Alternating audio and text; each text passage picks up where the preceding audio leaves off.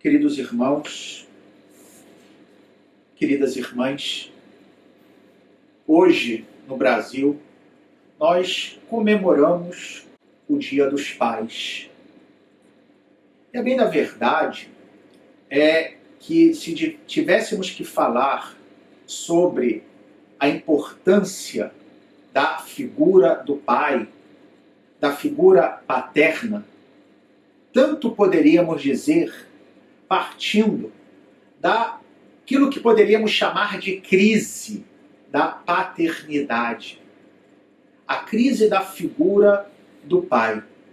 Porém, ao invés de ficarmos olhando os aspectos negativos, que por outro lado são um tanto quanto evidentes nos dias de hoje, propunha a cada um de vocês um caminho diverso, que é aquele de olhar o que é que a palavra de Deus tem a nos ensinar sobre o que significa ser pai. E hoje, quase que de um modo providencial, porque não é que as leituras e as orações tenham sido preparadas porque hoje era o Dia dos Pais, porque é algo que é até muito anterior a que se começasse a comemorar esse dia no Brasil, mas o fato é que tanto a oração inicial como as leituras nos ensinam tanto a esse respeito. Mas como premissa, queria partir de uma palavra da Escritura, de uma das cartas de São Paulo, que não está hoje entre as leituras que nós escutamos, que é uma passagem da carta de São Paulo aos Efésios, no capítulo 3, versículo 15. Aonde São Paulo diz o seguinte: eu dobro os meus joelhos diante de Deus Pai, de quem recebe o nome de paternidade todas as realidades sobre a face da terra. Dito de outro modo, o que São Paulo fala aqui é o seguinte: que toda a ideia de paternidade, todo o nome que faz referência a essa realidade, o ser pai, deriva do fato de que Deus é nosso Pai. Portanto, e aqui está a premissa que gostaria de usar para iniciar essa reflexão com vocês neste domingo. Para que aprendamos o que significa ser pai, é preciso olhar para Deus e ver o que Ele nos ensina sobre a paternidade, porque Ele é pai em primeiro lugar. E nesse sentido, a oração inicial da missa de hoje já começa a nos indicar algo muito importante. De fato, ela dizia o seguinte: Deus eterno e todo-poderoso, a quem ousamos chamar de Pai, dai-nos cada vez mais um coração de filhos para alcançarmos um dia a herança que prometestes. Então aqui já uma primeira ideia. Ser pai significa, em primeiro lugar, saber ser filho. Então, aqueles que têm a missão de serem pais, que se perguntem, que façam o exame de consciência, isso vale também para as mães, diga-se de passagem, se foram bons filhos, boas filhas. Mas depois, a oração pede que Deus nos dê esse coração de filhos para que possamos alcançar a herança. A herança. Isso é uma ideia interessante. O pai, uma das coisas que o pai faz é deixar algo para os filhos. Pode ser uma herança material, os bens. De fato, a palavra patrimônio deriva da palavra pai, em latim pater. Então, patrimônio vem do pai. Então tem essa noção de deixar algo para o filho. Mas, sobretudo, o verdadeiro patrimônio, a verdadeira herança que um pai deixa e deve deixar ao seu filho, e aquilo que Deus faz conosco, muito mais do que o valor material, é, em primeiro lugar, a vida, porque, de fato, sem um pai não vai existir nenhum filho, porque a vida necessita de um pai e de uma mãe. E também a transmissão dos valores. Essa é a herança mais preciosa que um pai pode deixar ao seu filho. Os valores, né? O saber distinguir o certo do errado, o bem do mal, o justo do injusto, ser uma pessoa honesta, uma pessoa batalhadora. Em definitiva, um bom pai, o que faz com seu filho é permitir que ele seja protagonista da sua própria vida, dar condições para que ele se lance na vida, né, com cabeça erguida. Mesmo isso vai depender se o sujeito é rico ou pobre, não interessa, porque isso qualquer pai é capaz de ensinar ao seu filho, rico ou pobre. E nesse sentido, queridos irmãos, queridas irmãs, as leituras da palavra de Deus também nos indicam um pouco esse caminho. De fato, tanto a primeira leitura do capítulo 19 do primeiro livro dos Reis, bem como o Evangelho de São Mateus, no capítulo 14, nos falam, né, e iniciam a primeira leitura do livro dos Reis com Deus mandando o profeta Elias sair. E o Evangelho também começa assim, Jesus mandando os discípulos subirem na barca. Né? Então, essa ideia de que o pai deve preparar os filhos para saírem, para enfrentarem o mundo. E o que significa isso? As duas leituras, essas que acabamos de anunciar, também tem algo a nos iluminar nesse sentido. Na primeira leitura, no primeiro livro dos Reis, no capítulo 19, nós vemos que Deus manda Elias sair.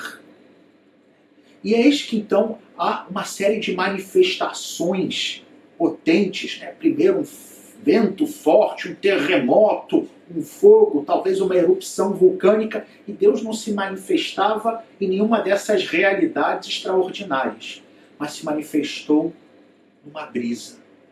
Aqui podemos ver, em primeiro lugar, aquilo que Deus faz conosco como um bom pai, mas que deve ensinar também os pais aqui na terra a fazerem com seus filhos, que é o de ensinar a não se deixar enganar pelas aparências, a não viver de ilusões, a não deixar que as nossas expectativas acabem nos cegando. Né? Porque, normalmente, pensando no profeta Elias diante de Deus, devia pensar, como é que Deus vai se manifestar? Uma grande manifestação através de um terremoto, de um vento, de um fogo, mas não. Se manifesta na brisa, nas coisas pequenas. O saber enxergar a realidade nos seus detalhes. A não deixar que sejam os demais que nos digam como são as coisas, mas descobrir a realidade através da observação atenta. Isso vale para nós, na nossa experiência de fé, sem sombra de dúvida, onde Deus vai se manifestar muitas vezes não nas coisas grandes, mas nas coisas ínfimas, nas coisas pequenas, nas realidades cotidianas, ordinárias e aparentemente sem importância, mas que tornam-se ocasião de encontro com Ele. Mas também um pai que deve ensinar o seu filho a saber enxergar o mundo com os próprios olhos. Já no Evangelho, nós vimos como Jesus, diz o texto, que mandou os discípulos que entrassem na barca e seguissem à sua frente quando ele foi rezar, foi orar no monte. Mas o texto original, a palavra em grego, que é na língua em que foi escrito o Evangelho de São Mateus, o verbo que diz que Jesus mandou é mais forte, porque significa obrigar, forçar. Jesus forçou os apóstolos a subirem na barca e atravessarem o lago. Por que isso? Os apóstolos sabiam muito bem, porque é comum no lago de Tiberíades que eles deveriam atravessar, que de noite há umas mudanças bruscas de pressão que faziam com que viessem ventos fortes com muita frequência, o que fazia navegar de noite algo muito perigoso. Os apóstolos sabiam disso. E Jesus mesmo assim obrigou que eles subissem na barca. Por quê? Porque, por um lado, queria que eles enfrentassem os seus medos, que não se deixassem como que paralisar diante dos medos, Porque no fundo, na vida, nós vamos ter que enfrentar muitas realidades que nos causam medo. Que, em certo sentido, supõem um certo perigo, mas que nós temos, porque a vida assim nos obriga, que enfrentá-las. Caso contrário, seremos sempre homens e mulheres paralisados. Isso um pai também deve fazer com seu filho. Ensiná-lo a ter a cabeça erguida diante dos desafios, a não ser medroso. Porém, e aqui está a coisa bela, Jesus mandou que eles fossem, mas Jesus veio atrás. Não deixou eles sozinhos. Sim, fez com que eles enfrentassem os seus medos, mas não os abandonou. De fato, foi caminhando atrás. Isso também um bom pai deve fazer. Como Deus faz conosco. Deus não tira os problemas da nossa vida, mas sempre nos acompanha. Nunca nos deixa sozinhos. Assim também um bom pai aqui na terra. Por fim, outro aspecto que as leituras de hoje têm a nos ensinar é que sermos filhos, começamos assim dizendo que para ser um bom pai é preciso ser também um bom filho em primeiro lugar. E ser um bom filho significa reconhecer os meus irmãos. A segunda leitura de hoje, da carta de São Paulo aos Romanos, falava disso. São Paulo, que cheio de tristeza, olhava para a situação dos seus irmãos na raça, os hebreus, os judeus que tinham rejeitado a Jesus. E São Paulo, cheio de ternura, diz: eu queria me fazer anátema, rejeição, para que eles pudessem experimentar a salvação. São Paulo que estava disposto a dar a própria vida para que seus irmãos pudessem conhecer a verdade.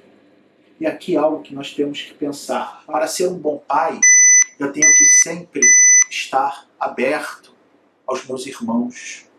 Sempre ter essa compaixão.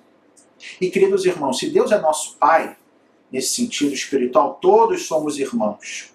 Mas com mais razão ainda na minha família de carne. Então, que eu pergunte, eu fui um bom irmão?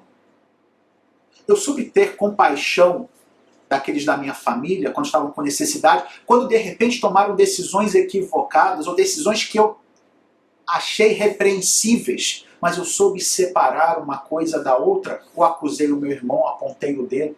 Sou capaz de me reconciliar com ele? Porque isso é condição para ser um bom pai e para que sejamos bons filhos de Deus. Queridos irmãos, queridas irmãs, em definitivo, o que nós precisamos para aprendermos a ser filhos e também para que aqueles que têm a vocação de pai, para que aprendam a ser bons pais, é olhar para Jesus. Jesus é o nosso irmão maior, o nosso irmão mais velho, aquele que nos ensina verdadeiramente a sermos filhos, porque ele é o Filho de Deus pela própria natureza, Deus feito homem. E aqui, e terminamos a homilia de hoje, vimos como Jesus, ao vir caminhando pelas águas, Pedro vê aquela cena, e os outros estavam apavorados, achando que fosse um fantasma, e Pedro diz: Senhor, se és tu, manda que eu vá caminhando em sua direção. E Jesus diz: vem. E Pedro vai caminhando. Porém, num determinado momento se deixa distrair pelo vento, pelas ondas, perde a confiança e começa a afundar. E depois é repreendido por Jesus, que diz: homem de pouca fé, por que duvidaste? Mas aqui é a ideia fundamental. Enquanto Pedro estava com seu olhar fixo em Jesus, ele não afundava. E aqui, para nós, queridos irmãos, aquilo que hoje Deus quer nos transmitir. Na medida em que tenhamos o nosso olhar, a nossa atenção fixa em Jesus, tampouco nós vamos afundar. Mas ao contrário, vamos aprender a ser verdadeiros filhos. Aqueles que têm a vocação de ser pais vão aprender a ser bons pais. E, em definitiva, nós aprenderemos a ser homens e mulheres que vivem plenamente a sua vida sem medo, sem complexos, mas sempre buscando, de cabeça erguida, cumprir com a sua missão aqui na terra. Louvado seja nosso Senhor Jesus Cristo, para sempre seja louvado.